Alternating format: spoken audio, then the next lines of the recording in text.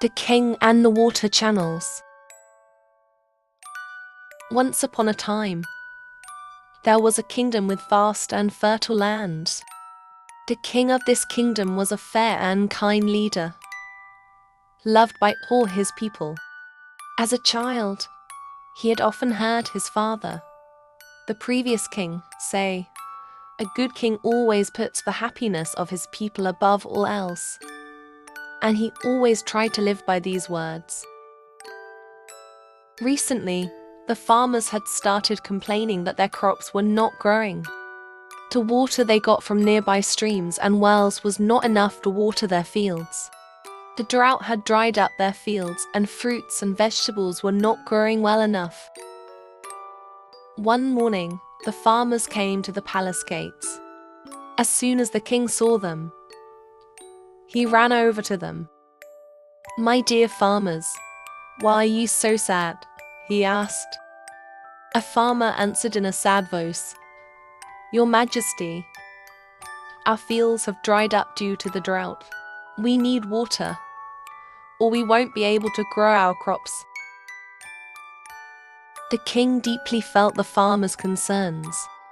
Seeing them like this made him very sad. After thinking for a while, he said firmly, "Don't worry, I will do everything I can to solve this problem."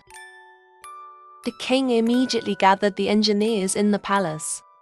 "The farmers need water," he said. "We need to build water channels from the big river on the other side of the forest to their fields."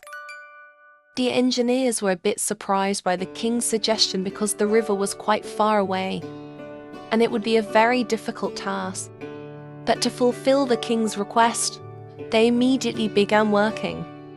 They examined the land, drew up maps, and made calculations. After some time, the engineers came back to the king. "Your Majesty, this is a big and important task, but without the help of the farmers, it will be very difficult to achieve," they said. The king nodded in agreement. "Then, let's gather our farmers and tell them our plan," he said. The farmers gathered once again in the palace gardens. The king climbed up to a high place and began to speak.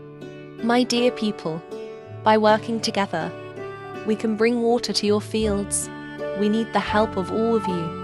Together, we can succeed." Seeing the determination and leadership of the king, the farmers were encouraged.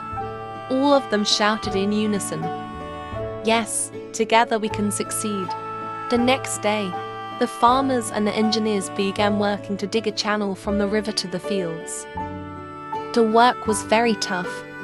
In some places, the soil was so hard that digging was almost impossible. In other places, they had to carefully cut down trees to make way for the water. The king would visit the farmers every day, supporting them and boosting their morale. "Remember," he would say, "by working together, we can overcome anything." One day, while working, they came across a large rock. The rock completely blocked the water's path, and no one knew how to move it. The farmers and engineers gathered together and began to think. After a while, a small child came forward and approached the king. "Your Majesty, my father uses a lever to lift big stones," he said. The king was very impressed with the child's idea and immediately turned to his engineers, saying, "We need to build a lever." The engineers got to work right away and built a large lever. Together, the farmers and engineers managed to lift the big rock and move it away from the channel. Everyone cheered with joy. The king smiled at the child. "You gave us a great idea. We should all think like you and act bravely." As the days passed, the farmers and engineers got closer to finishing the water channel. Finally, the big day came. The channel from the river to the fields was completed. The engineers opened the gates holding back the water. The water flowed swiftly through the channel and reached the fields. The farmers cheered with joy. We did it! The water is coming! The king joined them in their celebration.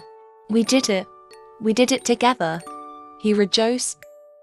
As the water reached the fields, the farmers immediately got to work. Everyone began to replant their fields. Fruit trees and vegetables started to grow quickly. One day, the king went for a walk in the fields with the farmers. Everywhere was lush green, and the trees were full of fruit. The king proudly said, "This success is everyone's success. By working together, we have made our kingdom fertile again." The farmers thanked the king for his leadership and said, "Your Majesty, we could not have achieved this without you. Thank you."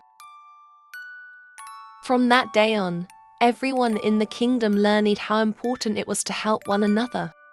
The king promised to always be by his people's side and to continue looking after their needs.